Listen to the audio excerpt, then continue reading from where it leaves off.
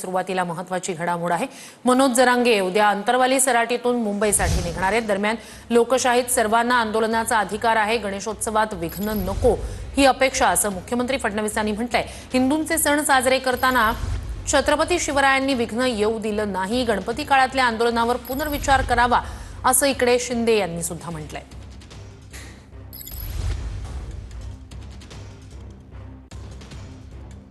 आपण 29 ऑगस्टला मुंबईला जातोय।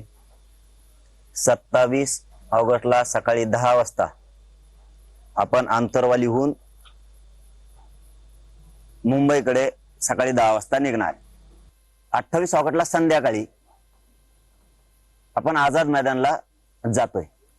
29 ऑगस्टला सकाळी 10 वाजल्यापासून तिथं आमरण उपोषण आपलं आझाद मैदानावरती बेमुदत सुरू होत आहे। लोकशाहीमध्ये आंदोलन करण्याचा सगळ्यांना अधिकार आहे, त्यामुळे लोकशाही पद्धतीने कोणी आंदोलन करणार असेल तर सरकार कोणाला रोखणार नाही। मात्र त्याच वेळी हिंदूंचा सगळ्यात मोठा सण हा गणेशोत्सव आहे, त्यामुळे अशा प्रकारचा हा जो सण आहे या सणात कुठलं विघ्न येऊ नये अशा प्रकारची आमची अपेक्षा आहे। आणि मला विश्वास आहे की या ठिकाणी आंदोलकही हिंदूंच्या या महत्त्वाच्या सणामध्ये म्हणजे गणेशोत्सवामध्ये कुठलाही खोडा घालणार नाहीत।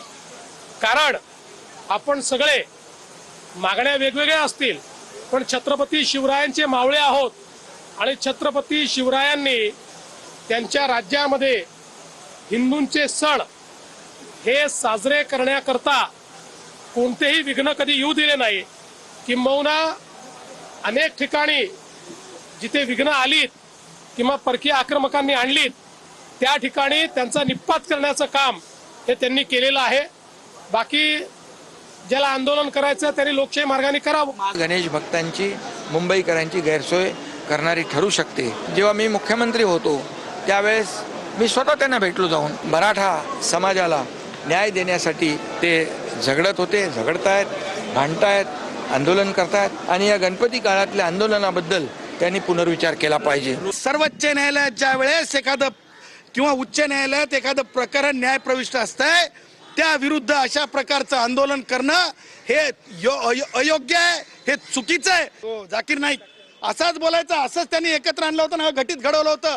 त्याच्यामुळे जाकीर नाईक सारखं काहीतरी हा घडवेल याची मला फार फार शंका आहे, म्हणून मी पोलिसांना सांगितलं लगेच त्याच्यावर कारवाई करा। अरे बाबा, कोर्टात जे आरक्षण आहे त्या मागणीला चाललोच नाही आम्ही।